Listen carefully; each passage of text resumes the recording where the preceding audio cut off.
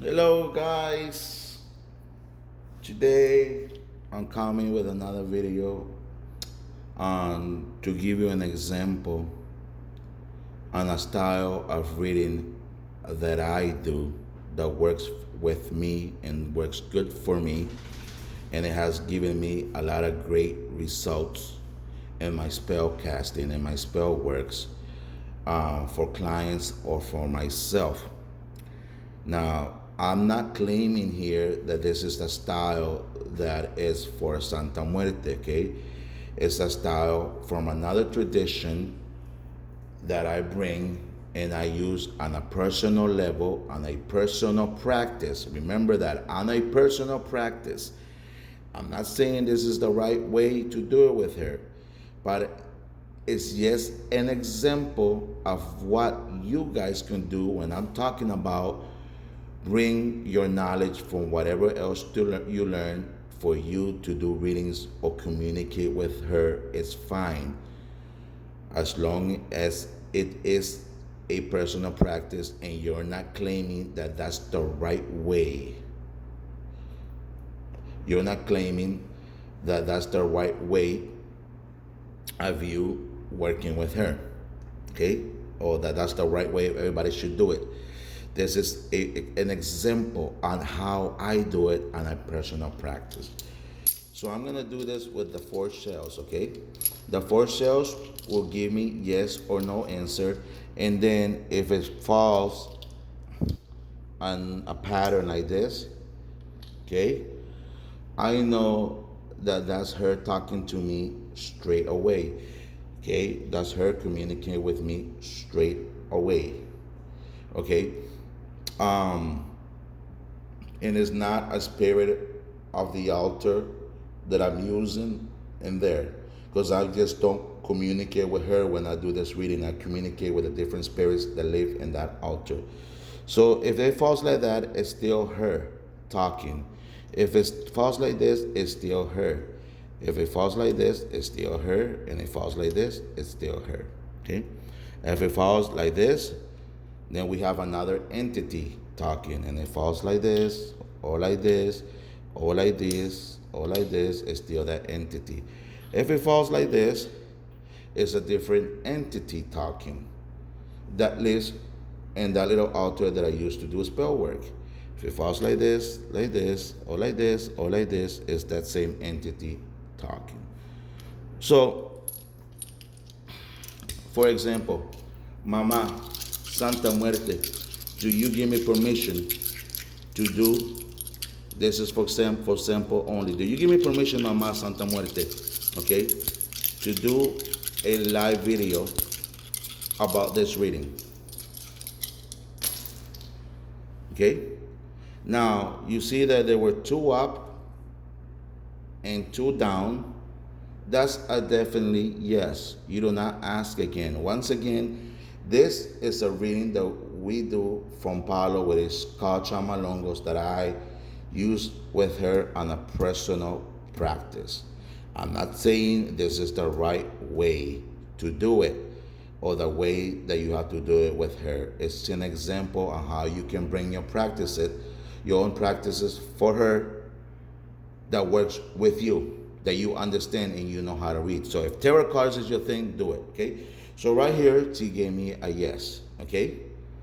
And then remember, it felt like that, okay? So here we have a different entity also talking. So I know the entity is coming and talking with me, okay? Now, and I'm gonna explain this right here. Different styles that you can do. Do you need to do these things? No, you don't. Would it help you? Okay? Now, if I come and I ask her, if I have a client, right? And I ask her, would you give me permission to do a spell work, let's say for money, for this client? Mama, do you give me permission for that?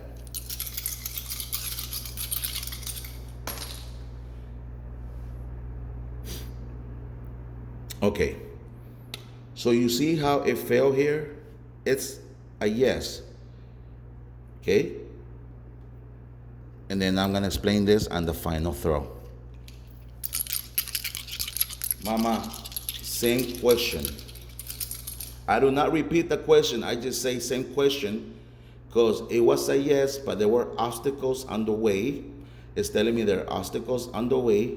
So I have to ask again to confirm the answer. Yes or no.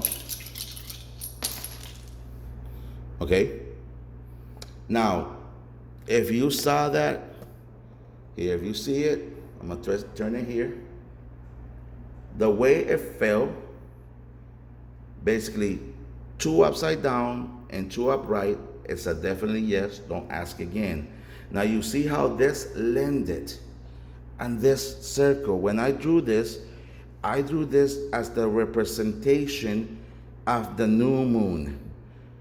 This means clouds, the cloud covering the moon. So it's a new moon. It's a representation of the new moon. You can write your own representation as the new moon. So at the same time, she's telling me yes. She's telling me that the time that this will work, the spell will be on the new moon. Okay, that's what it landed there, on the new moon. So here I have the representation of the full moon.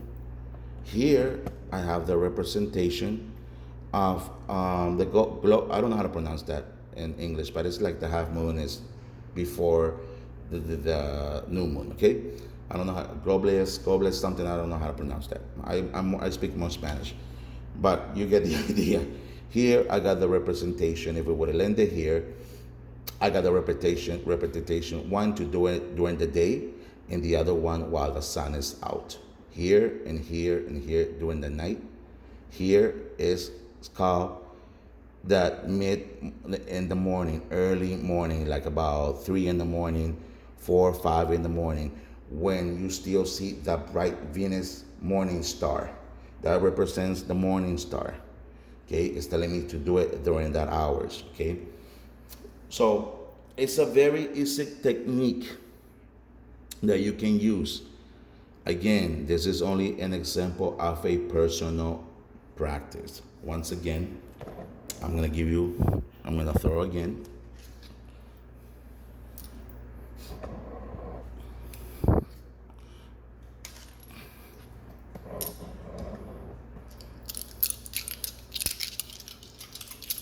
Mama, do my YouTube followers think I'm an asshole?